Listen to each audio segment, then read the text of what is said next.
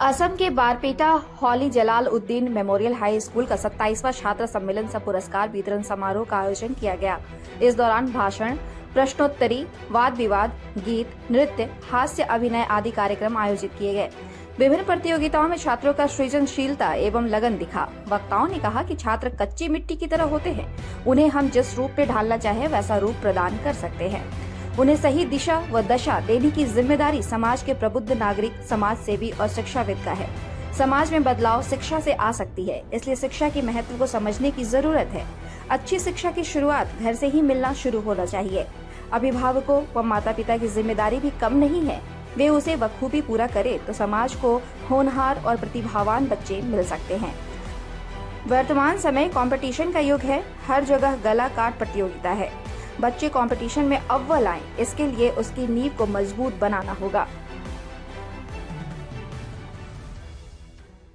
লগতে আমাৰ যিখিনি বিদ্যালয়ৰ আন্তঃগাঁথনি সেইখিনিও তেওঁলোকে কেনেদৰে মানে মেনেজ কৰিছে আৰু বিদ্যালয়খন মানে চৰকাৰী বিদ্যালয়ৰ লগত মানে একেলগ মানে ৰিজাব পাৰে।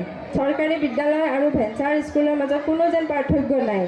সকলো দিশতে শিক্ষাৰ লগতে বিদ্যালয়ৰ আন্তঃগাঁথনি সকলো দিশতে, আনকি ইউনিফৰ্ম দেখিও মোৰ খুব ভাল লাগিছিলে যে চৰকাৰী বিদ্যালয়বিলাকত ইউনিফৰ্ম পায়, কিন্তু এইখন বিদ্যালয়তো ইউনিফৰ্ম পিন্ধে ল'ৰা ছোৱালী, যে ক'ত পায় সেই ইউনিফৰ্মবিলাক।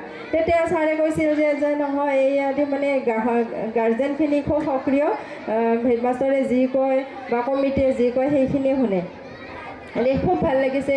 খোৱা পানীৰ ব্যৱস্থাও আছে, এখন বাগিচা আছে, বিদ্যালয়ৰ মানে সকলো দিশতে খুব সুন্দৰ।